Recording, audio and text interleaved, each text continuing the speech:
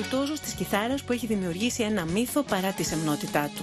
Ο τραγουδοποιός και παραγωγός που υπήρξε πρωτοπόρος στο λεγόμενο jazz rock fusion επέστρεψε στην Ελλάδα, προσκεκλημένος του Γκαζάρτε, το οποίο γιορτάζει τα 10 του χρόνια. Περισσότερες από 4 δεκαετίες, δεκάδες άλμπουμ και 15 υποψηφιότητες για Γκράμι μετρά ο Άλντι Μέολα ως επαγγελματίας κιθαρίστας, ξεκινώντας από τις αρχές της δεκαετίας του 70, όταν έγινε μέλος των Return to Forever, εγκαταλείποντας τις σπουδές του στο Berkeley.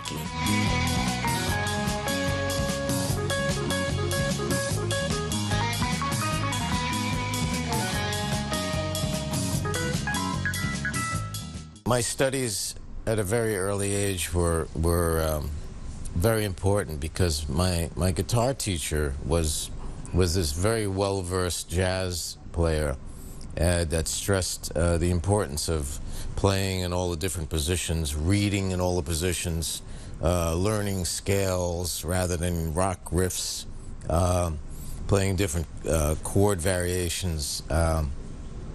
But reading music was vital because of, you know, the kind of music that I do, which is on the complex side.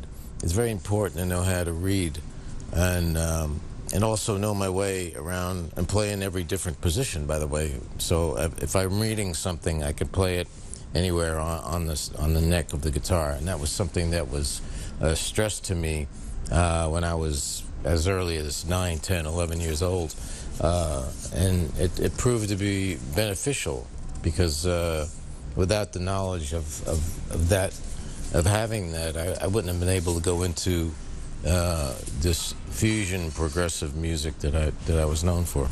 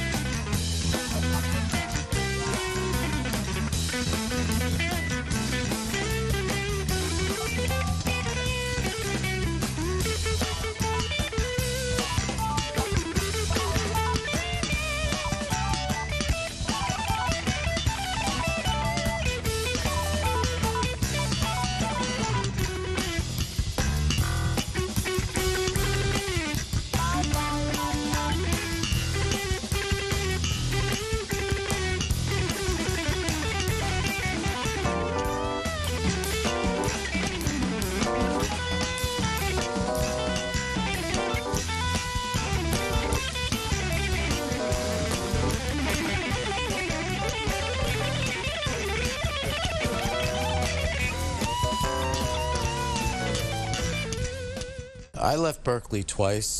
The first time I left Berkeley, I had passed an audition with a very famous jazz pianist, Barry Miles, and all of my friends at Berkeley, we were all listening to Barry Miles.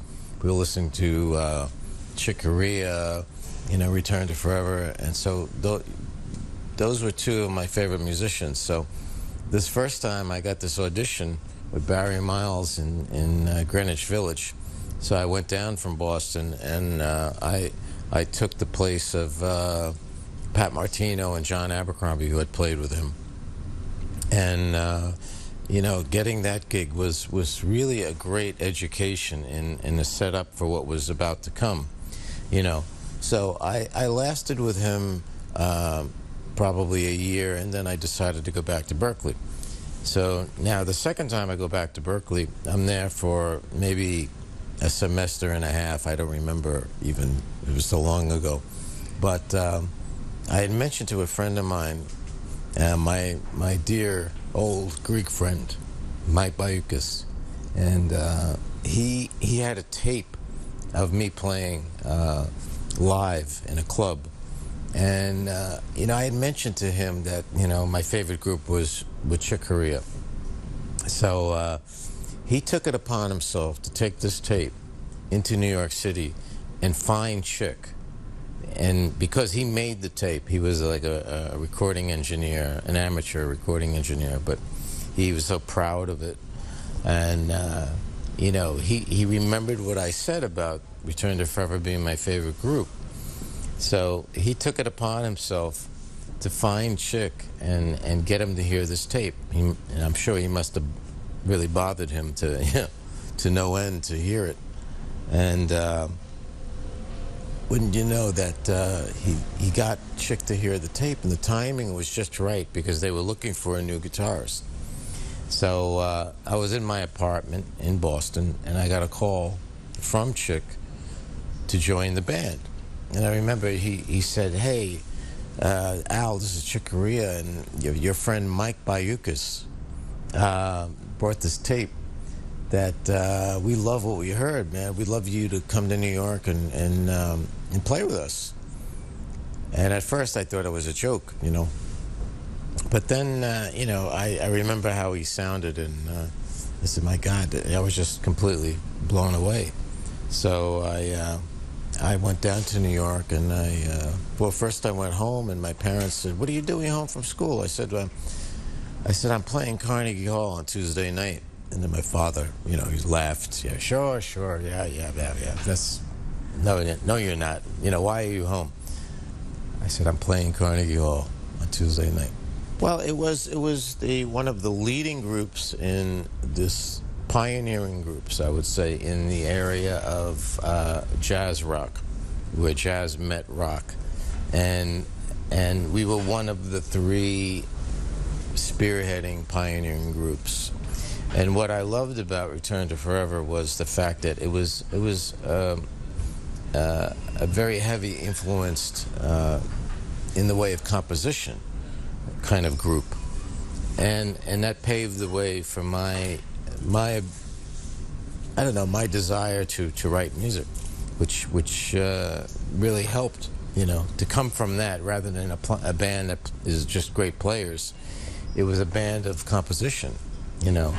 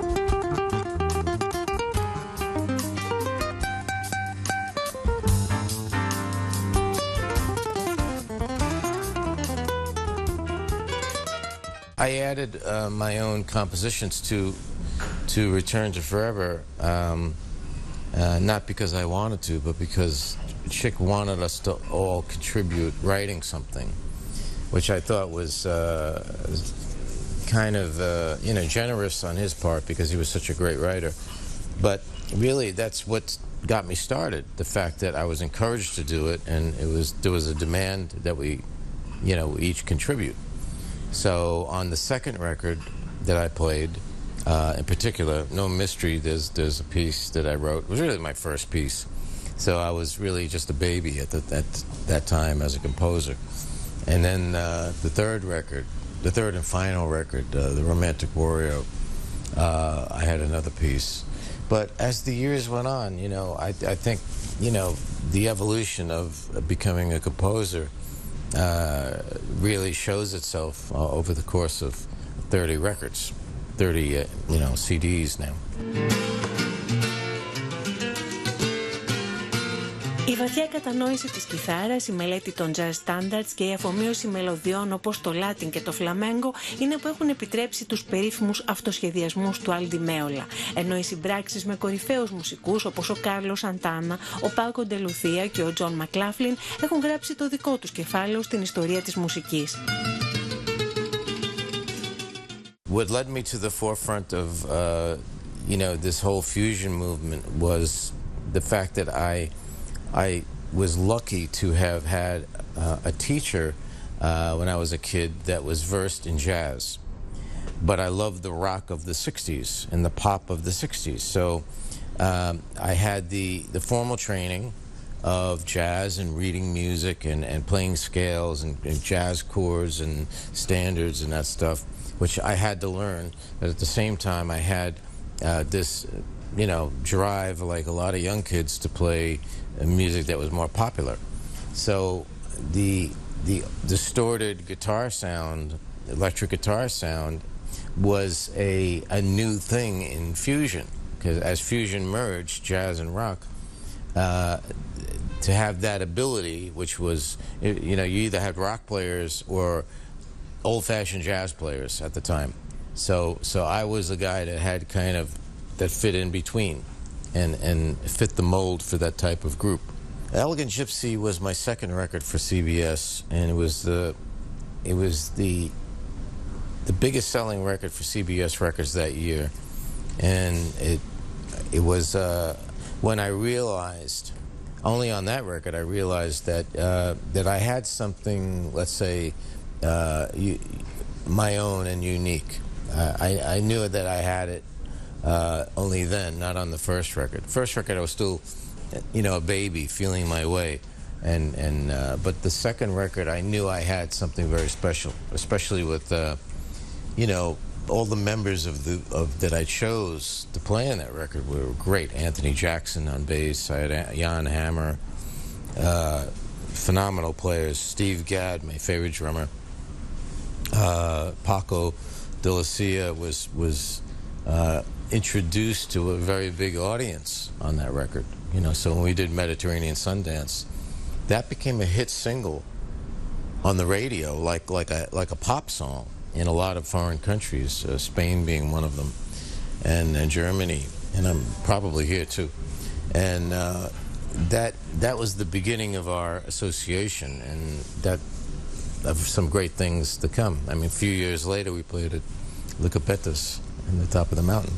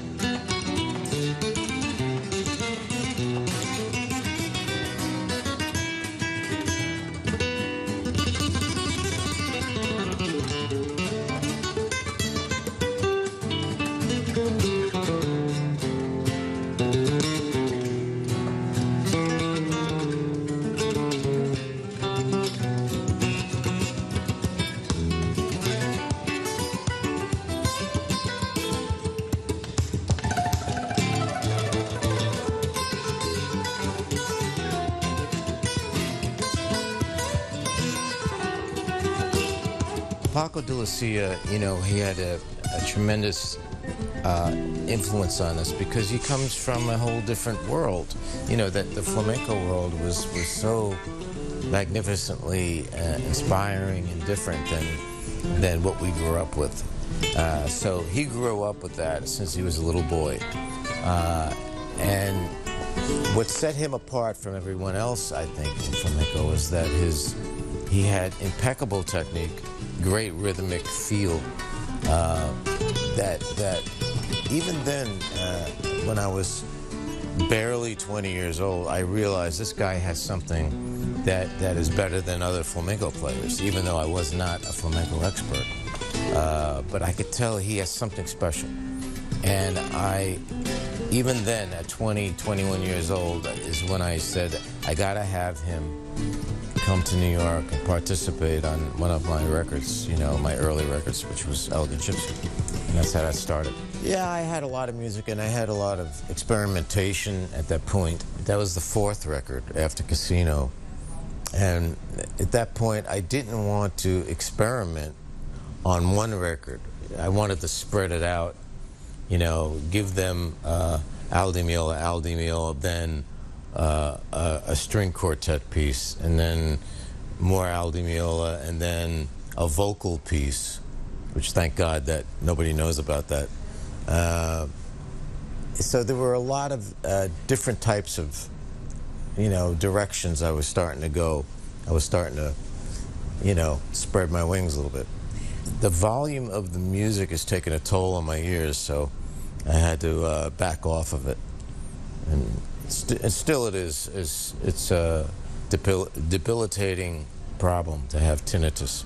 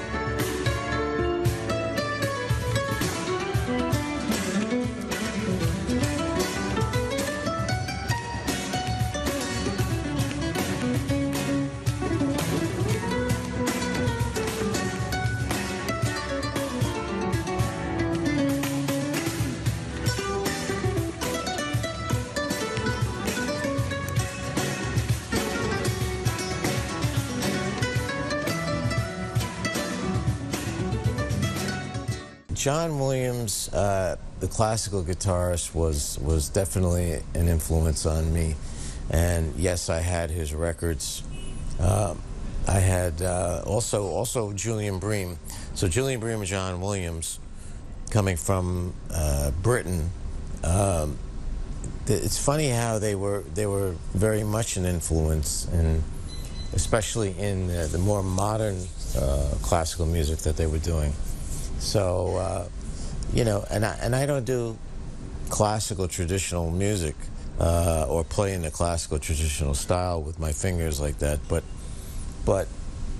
I absorbed, and I think when you're very young like that, in the teenage years, is the best time to absorb the mass quantity of influences, and that's when you take shape. That's when it all happens. It's not like somebody at 35 could say, I think today I want to become a great guitar player or a great piano player from never playing, because it will never happen. I was 19 and I was only with Chick Corea and Return to Forever for maybe 2 weeks, 3 weeks. And we had just, Carnegie Hall was the first show, so I was nervous beyond belief. I only had 2 or 3 rehearsals, and I had charts that were this long, and we did this tour that summer of giant, you know, outdoor places, sometimes 40,000 people. But then we went into the studio at the end of July of 1974, and in the next room was John Lennon, you know. So I mean, felt like I was stuck in a dream. And when I look back at it, I was living a real dream, to play with my favorite band And then John Lennon, coming from my other favorite band, was in the other room. I didn't get to meet John. I was very shy. I was too afraid. But I remember the door opening. I was out in the hallway, and the door would open, and you could see him at the console. You know, he was as far away as maybe twice as where you are, not very close. And his son, his oldest son, who at the time was 10 years old, him and I would play ping pong upstairs in between takes. But I never got the chance to meet his father, you know.